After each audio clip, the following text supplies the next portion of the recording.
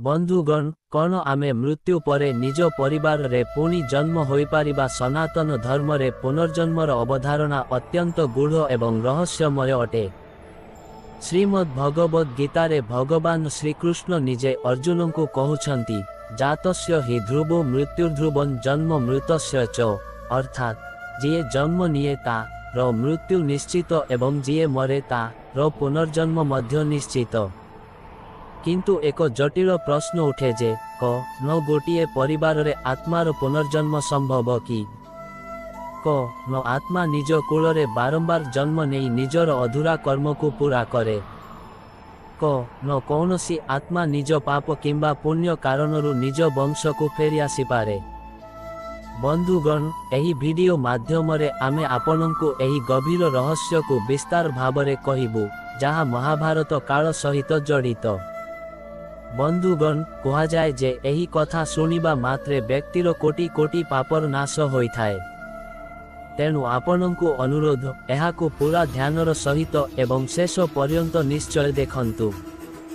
एथि सहित एही वीडियो को एक लाइक करी कमेंट रे जय जय श्री हरि विष्णु लेखि ईश्वर को निजर कृतज्ञता जनांतु।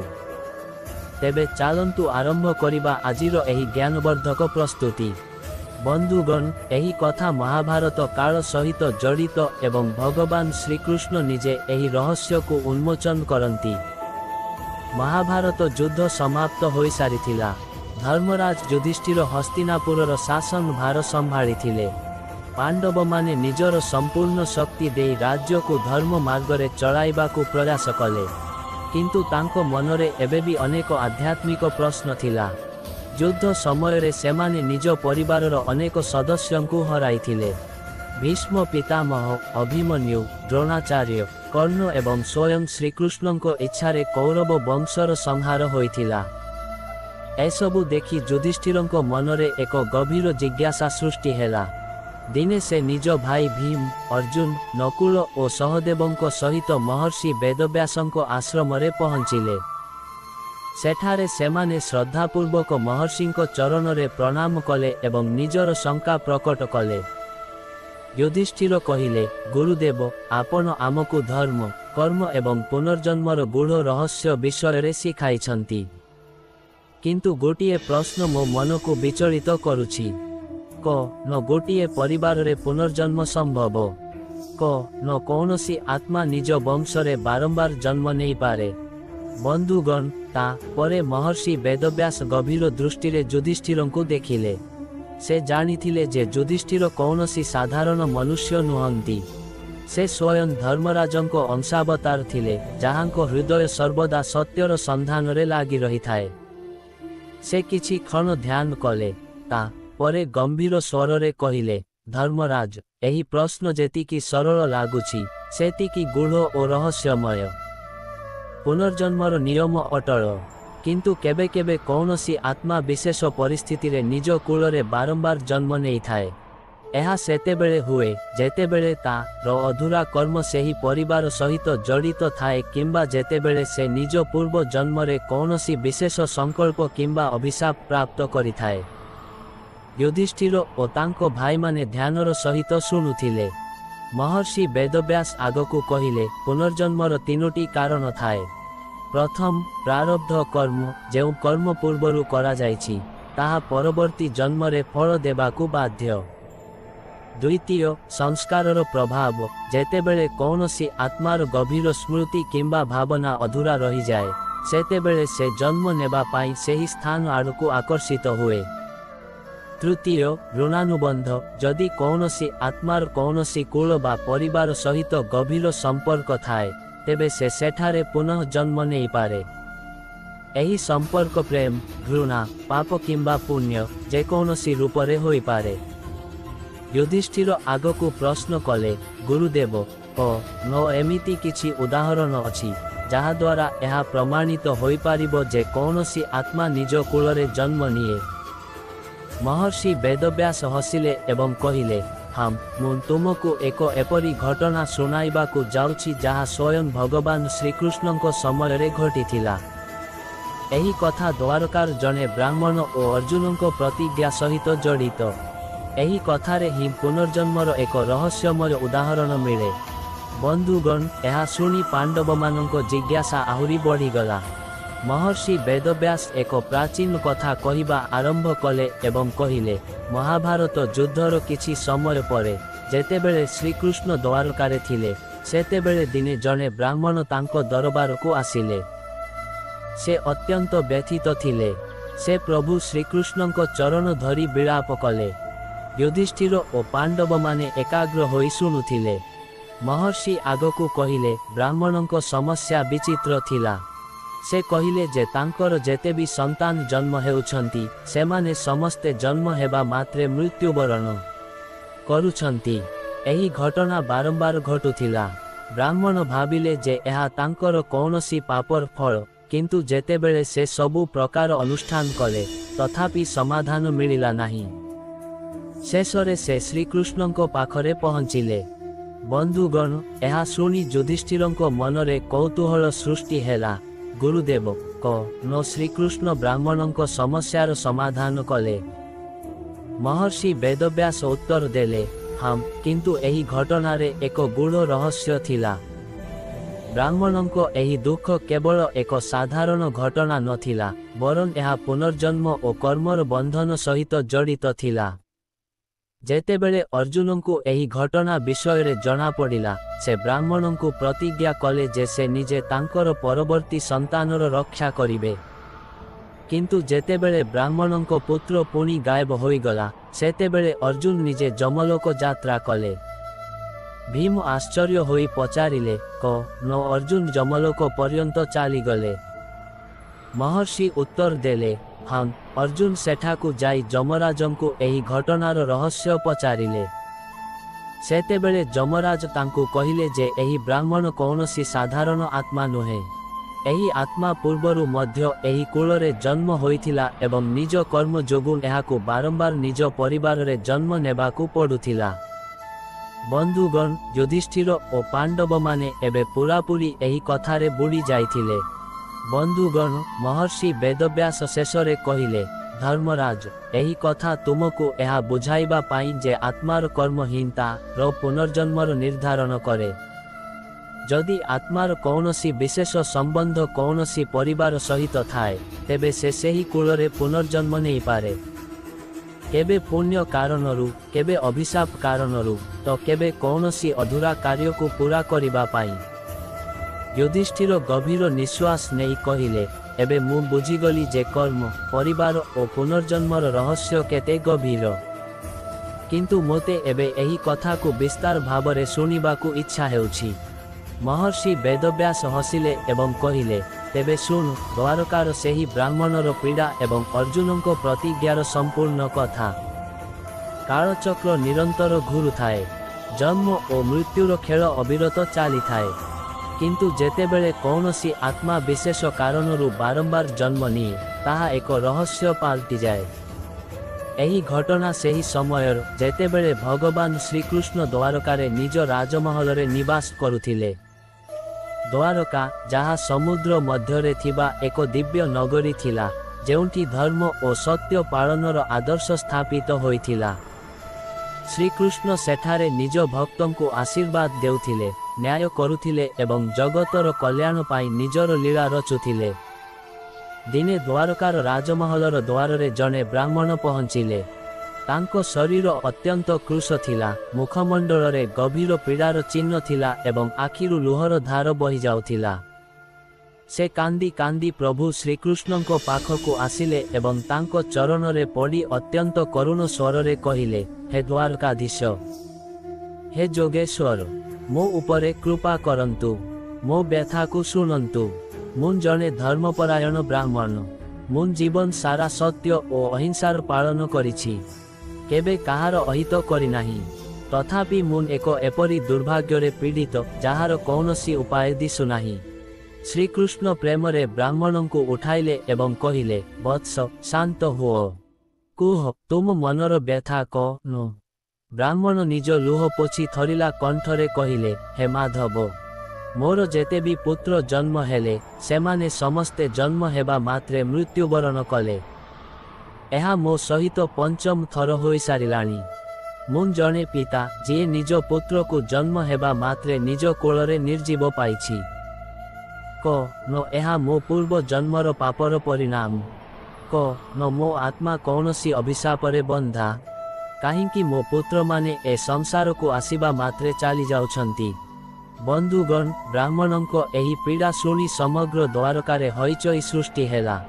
ସେଠାରେ ଉପସ୍ଥିତ ସମସ୍ତ ନାଗରିକ ବ୍ରାହ୍ମଣଙ୍କ ଦୁଃଖ ଦେଖି ବ୍ୟଥିତ ହୋଇଗଲେ।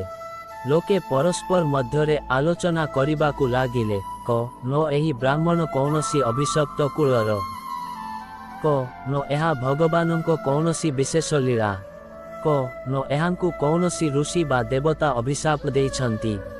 ସେଠାରେ ଉପସ୍ଥିତ ସମସ୍ତେ ଭାବୁଥିଲେ ଯେ ଯେତେବେଳେ ସ୍ୱୟଂ ଭଗବାନ ଶ୍ରୀକୃଷ୍ଣ ଏହି ଧରାରେ ବିରାଜମାନ, ତେବେ କୌଣସି ଭକ୍ତକୁ ଏତେ କଷ୍ଟ କାହିଁକି ମିଳୁଛି। କ ନ ଏହି ବ୍ରାହ୍ମଣଙ୍କ ଭାଗ୍ୟରେ ହିଁ ଏପରି ଦୁଃଖ ଲେଖା ଅଛି। ବ୍ରାହ୍ମଣ ଅତ୍ୟନ୍ତ ଦୁଃଖୀ ଓ ବ୍ୟାକୁଳ ଥିଲେ। ତାଙ୍କ ହୃଦୟ ଏତେ ପୀଡ଼ାରେ ଭରିଯାଇଥିଲା ଯେ ସେ କ୍ରୋଧରେ କହିଲେ, ହେ ଯାଦବ ଶ୍ରେଷ୍ଠ, ଆପଣ ନାରାୟଣଙ୍କ ଅବତାର, ଆପଣ ତ୍ରିକାଳଦର୍ଶୀ, ଆପଣ ଜଗତର ପାଳନକର୍ତ୍ତା, ତଥାପି ଆପଣ ମୋର ଏହି ଦୁଃଖକୁ ଦେଖି ଚୁପ୍ ରହିଲେ। ହେ ମାଧବ, ଯଦି ଆପଣ ମୋ ପୁତ୍ରକୁ ଫେରାଇ ଆଣିପାରିବେ ନାହିଁ, ତେବେ ମୁଁ ସମସ୍ତ ଦ୍ୱାରକାକୁ ଅଭିଶାପ ଦେବି ଯେ ଏଠାରେ କୌଣସି କୁଳରେ କେହି ପୁତ୍ର ଜନ୍ମ ନେବେ ନାହିଁ। ବ୍ରାହ୍ମଣଙ୍କ ଏହି କ୍ରୋଧପୂର୍ଣ୍ଣ ବଚନ ଶୁଣି ସେଠାରେ ଉପସ୍ଥିତ ସମସ୍ତ ଲୋକ ଭୟଭୀତ ହୋଇଗଲେ। ସେହି ସମୟରେ ପାଣ୍ଡବମାନଙ୍କ ମଧ୍ୟରେ ଶ୍ରେଷ୍ଠ ଅର୍ଜୁନ ସେଠାରେ ଉପସ୍ଥିତ ଥିଲେ। ସେ ବ୍ରାହ୍ମଣଙ୍କ ପୀଡ଼ା ଶୁଣିଲେ ଏବଂ ଆଗକୁ ଆସି ପ୍ରତିଜ୍ଞା କଲେ, ହେ ବ୍ରାହ୍ମଣ, ତୁମେ ବ୍ୟଥିତ ହୁଅ ନାହିଁ।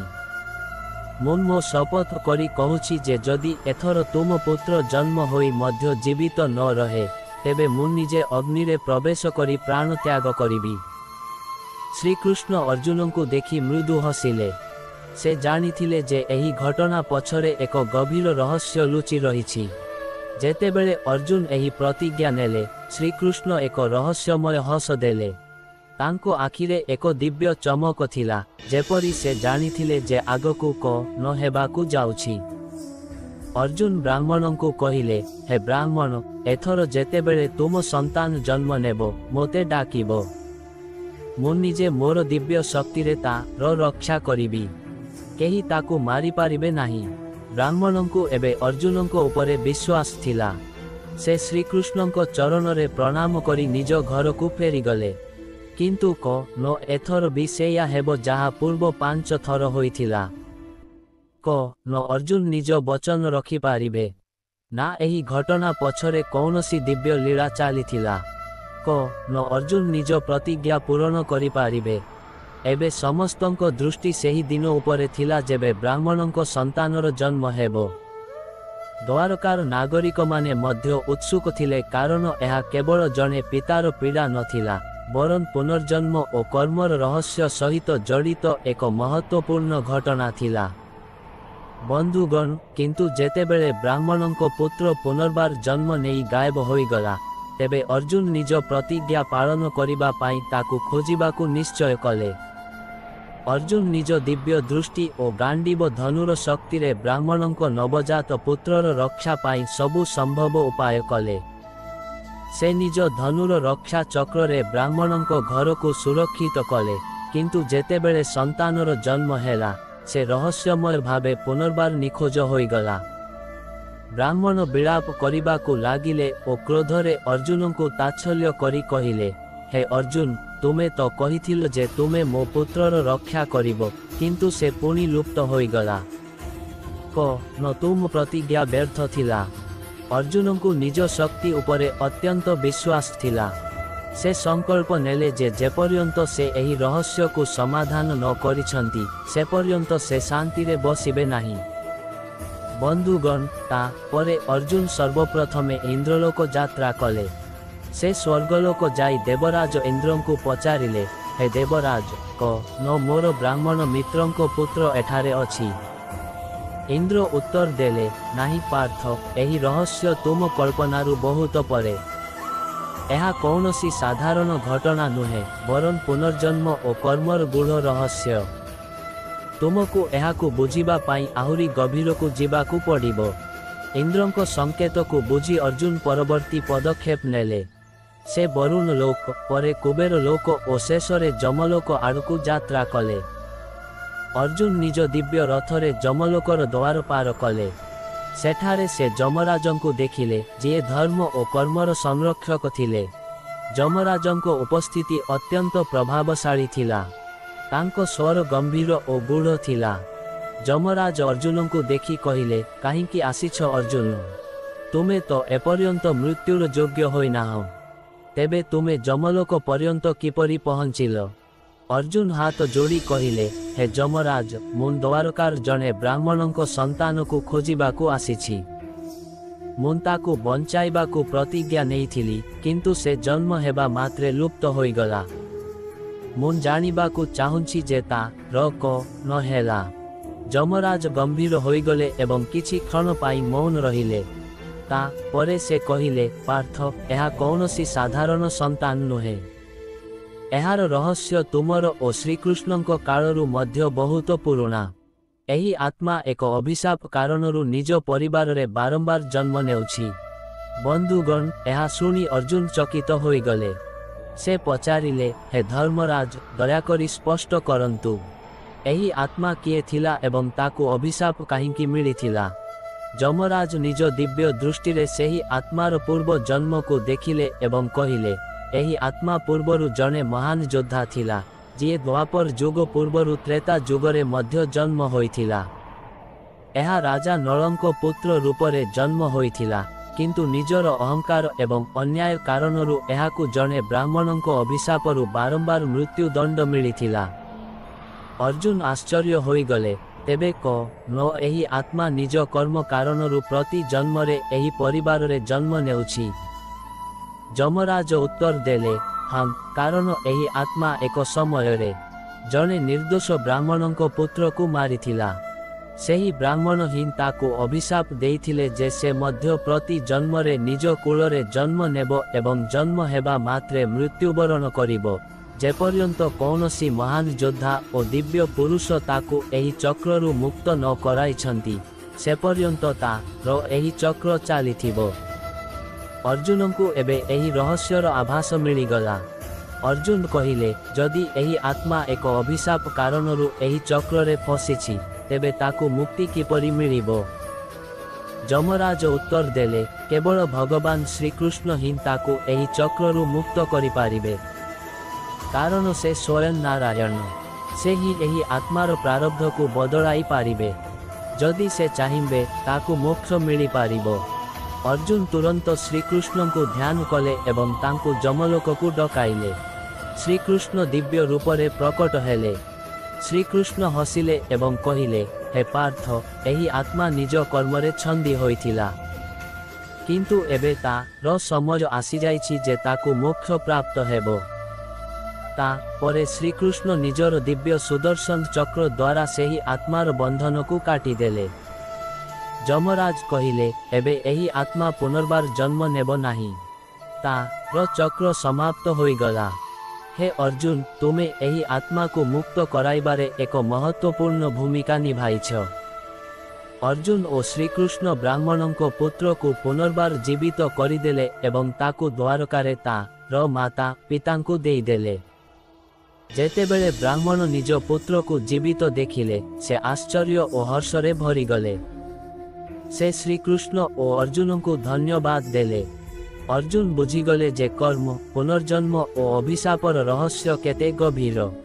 एहा केवल गोटिए जीवनर खेल नथिला, बरन आत्मार यात्रा थिला, जहा से पर्यंत चली थाए जे पर्यंत से निज कर्मरु मुक्त न होइछि।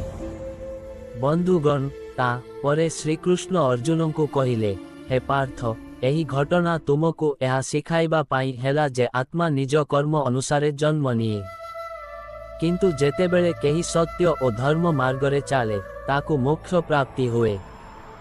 अर्जुन मुंड नुआई कहिले, हे केशव, एबे मु पुनर्जन्म और कर्मर गूढ़ रहस्य को बुझीगली। सत्य और धर्महीन आत्मार मुक्तिर मार्ग। युधिष्ठिर और पांडव माने जेतेबेले एही कथा सुनिले, सेमाने आश्चर्यचकित होई गले। महर्षि वेदव्यास कहिले, धर्मराज एही घटना सिद्ध करे जे पुनर्जन्म सत्य। जदि काहार कर्म तार परिवार बा कुल सहित जड़ित थाए तेबे आत्मा बारंबार सेहिठारे जन्म नहीं पारे जेपर्यंत से मुक्त न होइछि। एही कारणरू किछि लोक निज पूर्व जन्मर स्मृति रखि थांती। युधिष्ठिर मुंड नुआई कहिले, हे गुरुदेव एबे मोर शंकार समाधान होइगला। पुनर्जन्मर रहस्य अद्भुत ओ गूढ़, किंतु धर्म ही एहार एकमात्र समाधान। तेबे बंधुगण एही कथारू एहा प्रमाणित हुए जे जदि आत्मार कर्म कौनसी परिवार बा कुल प्रति विशेष भावे बंधा होई थाए तेबे पुनर्जन्म सेही परिवार रे संभव होई पारे। एही रहस्य केवल ईश्वर ही जानती जे किए केबे ओ केउठी जन्म नेबो। किंतु शास्त्र रे एपरी अनेक प्रमाण मिले जहा पुनर्जन्मर एही धारणा को बल दिए। तेबे बंधुगण पुनर्जन्म विषय रे आपणकर मत कौन आमको कमेंट रे निश्चय लेखंतु। एथि सहित एपरी ज्ञानपूर्ण तथ्य पाई आमर एही चैनल को निश्चय सब्सक्राइब करंतु। आउ हम एहाकु निजर मित्र एवं बंधु मानक सहित निश्चय शेयर करंतु।